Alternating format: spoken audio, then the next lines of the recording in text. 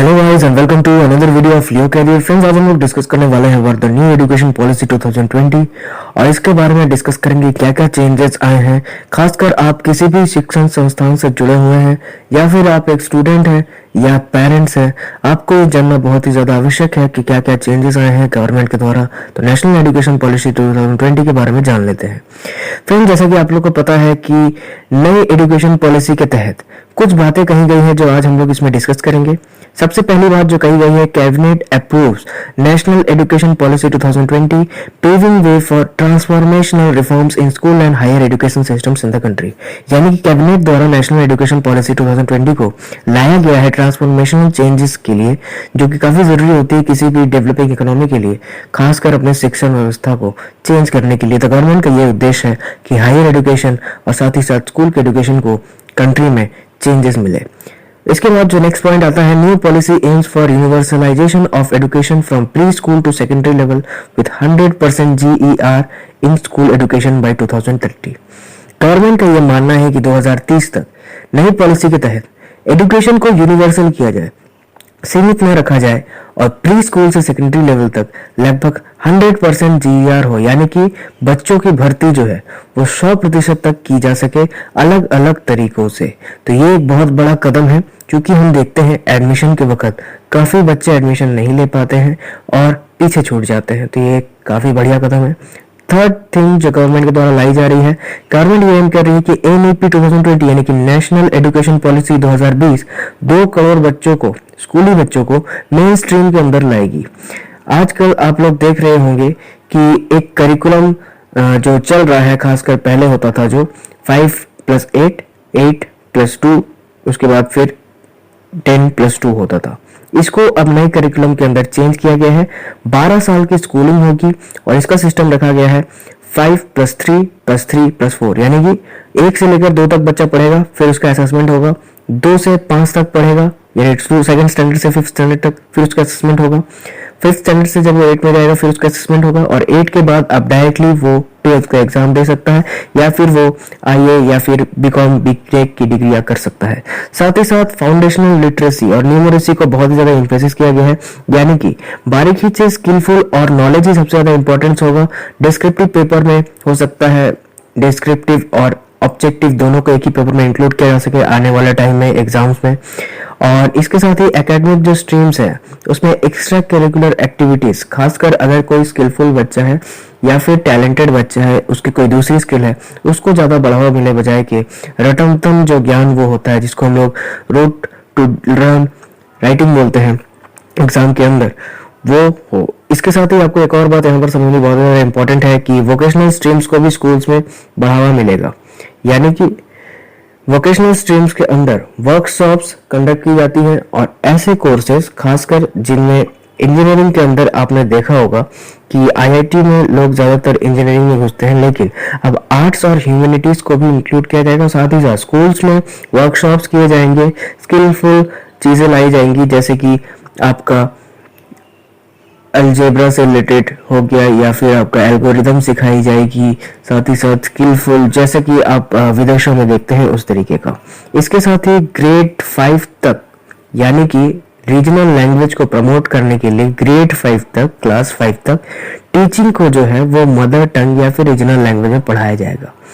इससे बहुत ही बड़ा फायदा हो सकता है, क्योंकि भारत विभिन्न भाषाओं का देश है और हर स्टेट के अंदर आपको एक बात यहाँ पर समझनी होगी कि एक भाषा होती है।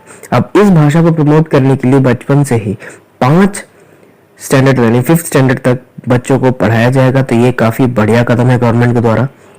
इसके साथ ही असेसमेंट रिफॉर्म्स लाए जाएंगे 360 डिग्री प्रोग्रेस कार्ड को चेक करने के लिए, जहां पर स्टूडेंट के प्रोग्रेस को सिर्फ इससे नहीं मापा जाएगा कि वो परीक्षा में क्या लिख कर आया है, बजाय कि प्रैक्टिकल एप्टीट्यूड और प्रैक्टिकल एप्लीकेशंस के भी एग्जाम हो गए, जहां पर मान लीजिए कोई प्रोजेक्ट दिया जाए या फिर असेसमेंट किया जाए थ्रू वर्कशॉप्स या फिर साइंस या फिर SST या ये जितने सब्जेक्ट्स है वहां पर एग्जीबिशन किए जाए, प्रोजेक्ट्स बनवाए जाए बच्चों के द्वारा, ताकि उनकी प्रैक्टिकल एप्लीकेशन उस सब्जेक्ट के प्रति जानी जा सके।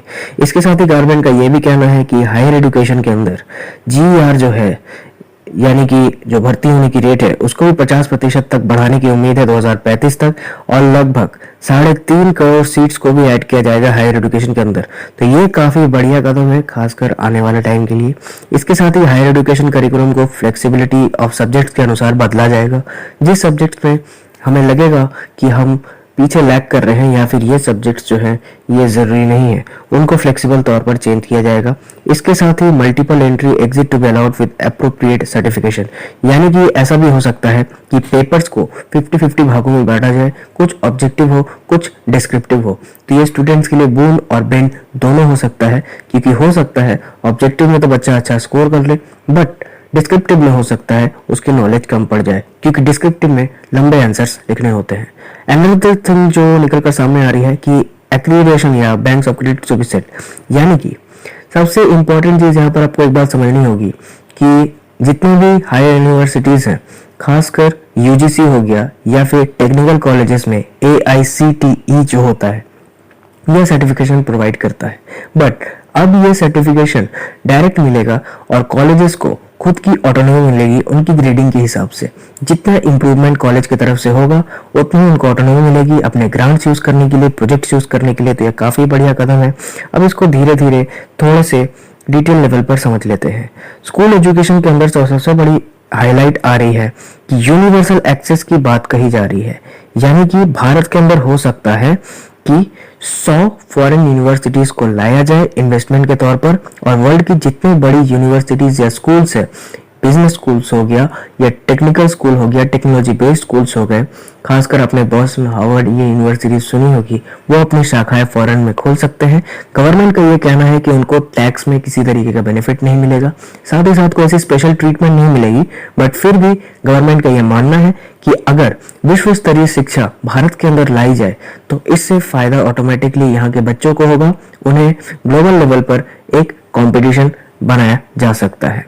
इसके साथ ही सेकंड जो पॉइंट निकलकर सामने आ रहा है कि 5+3+2+2 का जो सिस्टम था उसे अब चेंज कर दिया जाएगा, और इसे अब चेंज करके किया जा रहा है 5+3+3+4, यानी कि जैसा कि मैंने आपको पहले भी बताया कि 2 से लेकर 5 तक एक एग्जाम होगा। साथ ही साथ यहाँ पर एक और पॉइंट आपको बहुत ही ज्यादा इंपॉर्टेंटली समझना होगा कि गवर्नमेंट ने रिसेंटली एक्स्ट्रा करिकुलर एक्टिविटीज को क्लास 10+2 के सिस्टम से हटाकर 5+3+3+4 पर लगा दिया है, जो कि क्रूशियल स्टेज होता है, यानी कि अब बच्चों को डायरेक्टली बोर्ड्स की टेंशन नहीं होगी।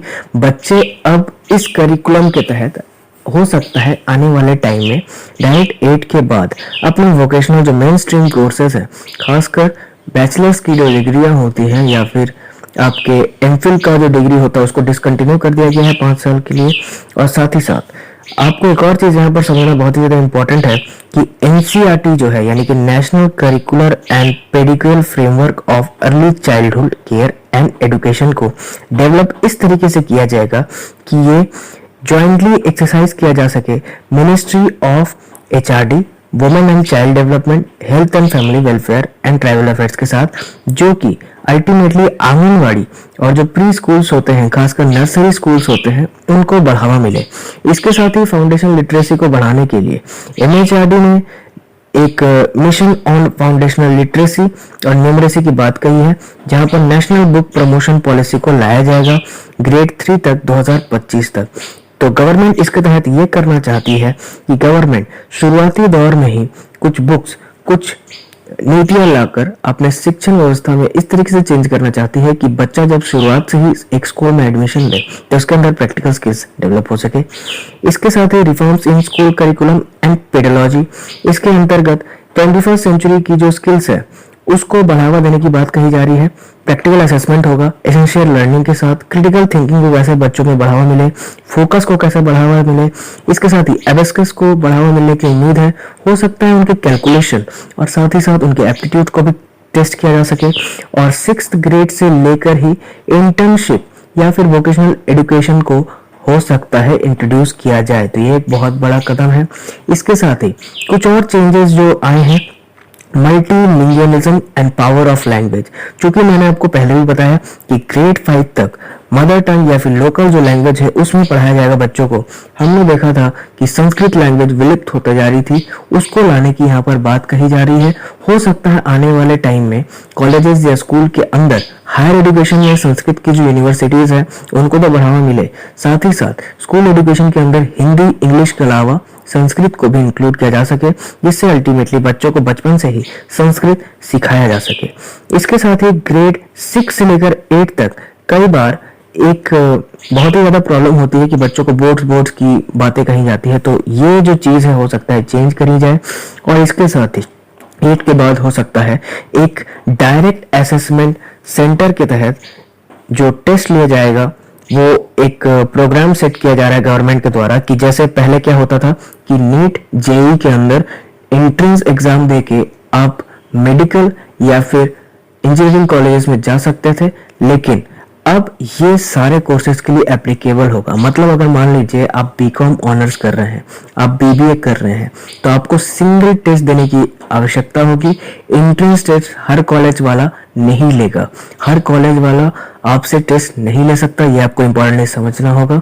इस नई नीति के तहत एक सिंगल टेस्ट होगा आपके कोर्सेज के हिसाब से, वो टेस्ट पूरे देश के लिए एप्लीकेबल होगा। अगर आप वो टेस्ट पास कर लेते हैं तो आप किसी भी कॉलेज में एडमिशन ले सकते हैं। तो ये काफी अच्छा कदम है, क्योंकि अक्सर हमने देखा है कि कॉलेजेस इसमें काफी ज्यादा घपला करते हैं।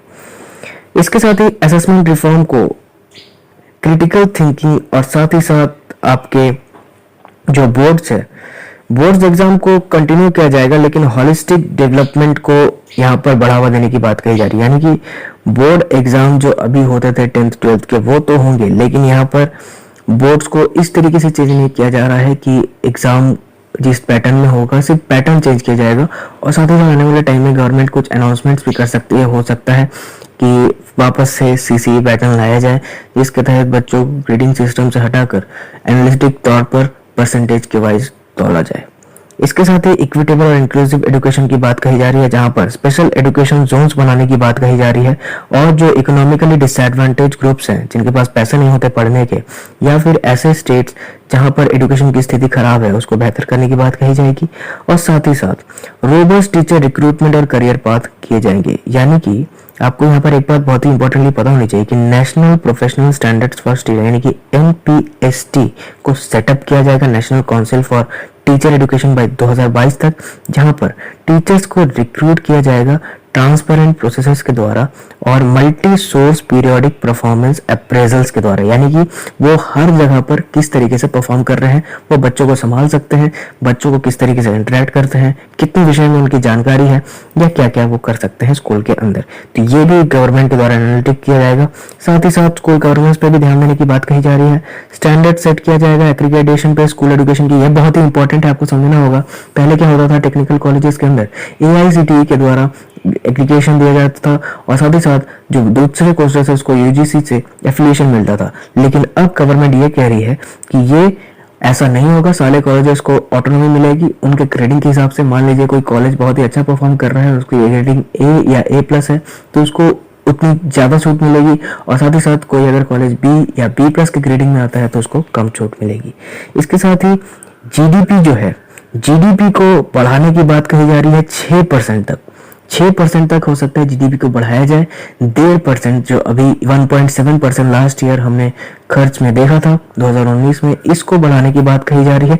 और GDP के अंदर 6% का खर्चा होगा गवर्नमेंट के द्वारा। तो एजुकेशन में ये जो पहल की जा रही है गवर्नमेंट के द्वारा, इसका स्वागत खुले हाथों से करना चाहिए, क्योंकि ये एक लॉन्ग टर्म प्रोसेस है। तो साथ ही साथ ये काफी क्रिटिकल भी हो सकता है कि गवर्नमेंट अगर ये फुलफिल नहीं कर पाती है तो ultimately this will result in clashes. इसके साथ ही गवर्नमेंट ये भी एम कर रही है कि ओपन एंड डिस्टेंस एजुकेशन को बढ़ावा मिले, मोटिवेटेड एनर्जाइज कैपेबल फैकल्टी हो, टीचर एजुकेशन को बढ़ावा मिले, मेंटरिंग मिशन जो है यानी कि मेंटर जो होते हैं बच्चे लॉन्ग टर्म के लिए स्टेबिलिटी के लिए, उसको बढ़ावा मिले। साथ ही साथ ऑनलाइन एजुकेशन डिजिटल एजुकेशन को भी कैपेसिटी बढ़ाया जा सके इंडिया में, चूंकि वो 82% बच्चों के पास साधन अभी नहीं है कि वो एजुकेशन ऑनलाइन के थ्रू ले सके। साथ ही साथ टेक्नोलॉजी को इंट्रोड्यूस किया जाएगा एजुकेशन में और इंडियन लैंग्वेजेस को प्रमोट किया जाएगा। इसके साथ ही प्रोफेशनल एजुकेशन के अंदर ये टेक्निकल यूनिवर्सिटीज़ और हेल्थ साइंस यूनिवर्सिटीज़ को बढ़ावा मिलेगा और हो सकता है 2040 तक हम सारे इंस्टीट्यूट को रिसर्च बेस्ड बना सके।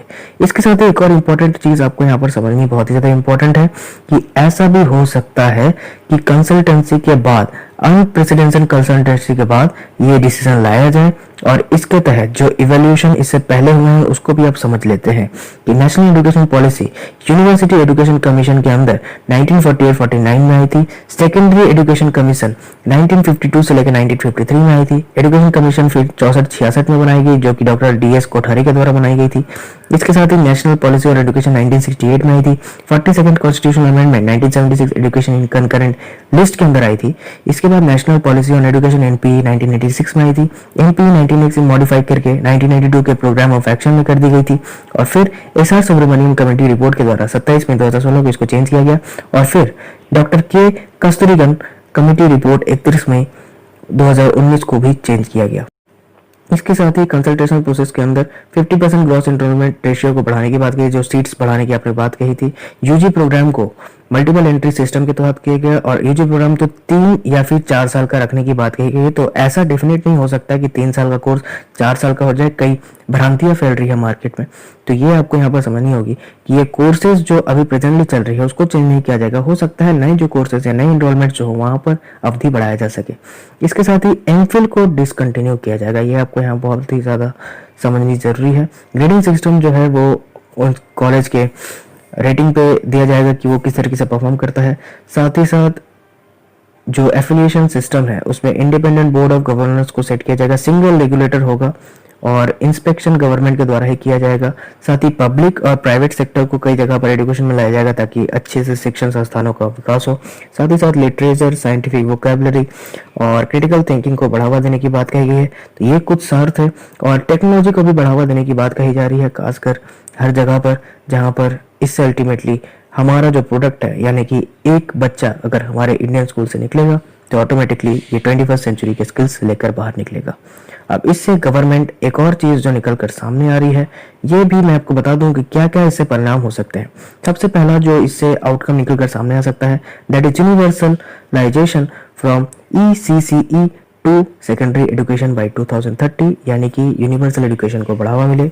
बच्चा यूनिवर्सिटी से जब निकले तो वो वर्ल्ड लेवल क्लास का एक बच्चा हो। फाउंडेशन लर्निंग न्यूमेरिक स्किल्स को बढ़ावा मिले, जिससे उनके कैलकुलेशन और लिटरेटिंग स्किल्स, क्रिटिकल थिंकिंग को बढ़ावा मिले। साथ ही साथ टीचर्स को भी असेसमेंट किया जाएगा 2023 तक और बोर्ड एग्जाम्स जो है वो टेस्ट कोर कॉन्सेप्ट पे होंगे, एप्लीकेशन ऑफ नॉलेज पे होंगे, ना कि रैंडम ज्ञान पर। तो ये चेंजेस एक लॉन्ग टर्म के लिए बहुत ही ज्यादा उपयोगी है। और साथ ही साथ आपको एक और बात यहाँ पर समझनी ज्यादा इंपॉर्टेंट है कि चेंजेस जो लाए जा रहे हैं ये लॉन्ग टर्म के लिए है, तो अभी फिलहाल के लिए कुछ चेंज नहीं है। इसे होने में कम से कम एटलीस्ट 5 सालों का वक्त लग सकता है, हो सकता है 10 साल भी लगे। तो घबराने की कोई आवश्यकता नहीं है या फिर एक्साइटमेंट ज्यादा भी होने की आवश्यकता नहीं, क्योंकि एक लॉन्ग टर्म प्रोसेस है, लेकिन गवर्नमेंट के द्वारा एक अच्छा कदम है, तो इसे हमें खुले हाथों के साथ स्वागत करना चाहिए। लेकिन at the very same time ये भी नहीं भूलना चाहिए कि गवर्नमेंट इसे एप्लीकेशन करने में डिले न करे। इसके साथ ही एक सवाल जो मैं आप लोगों के लिए छोड़ के जा रहा हूं और इसका आंसर मुझे आप कमेंट सेक्शन में बताइएगा कि HRD मिनिस्टर के नाम को बदलकर क्या रखा गया है। आपके ऑप्शंस हैं एजुकेशन मिनिस्ट्री और ह्यूमन इंक्लाइन मिनिस्ट्री। 2 ऑप्शंस मैं आपको दे के जा रहा हूं, इसका आंसर मुझे आप कमेंट सेक्शन में बताएगा। और ऐसे रेगुलर अपडेट्स के लिए चैनल को विजिट करते रहिए। Thank you guys, God bless you, I really appreciate your time. Friends, अगर आप लोगों ने हमारे इंस्टाग्राम पेज को अब तक फॉलो नहीं किया है तुरंत जाकर फॉलो करिए @leocarrier.current-affairs। साथ ही साथ हमारे फेसबुक पेज का नाम है लियो कैरियर। इसके साथ ही हमने हिस्ट्री, इंडियन पॉलिटी और साथ ही साथ आपके ज्योग्राफी के क्लासेस स्टार्ट किए हैं लियो कैरियर के अंदर। तो अगर आप UPSC, SSC, रेलवेज, बैंकिंग की तैयारी कर रहे हैं, साथ ही साथ किसी भी गवर्नमेंट या इंडियन एग्जाम्स की तैयारी कर रहे हैं, तो current affairs, history, geography, Indian polity के क्लासेस अब फ्री में लेक्चर्स हमारे थ्रू कर सकते हैं। और ये रिस्पॉन्सिबिलिटी हमने उठाई है इस लॉकडाउन क्राइसिस के अंदर कि आपको अच्छी एजुकेशन हमारे थ्रू मिल सके। Thank you.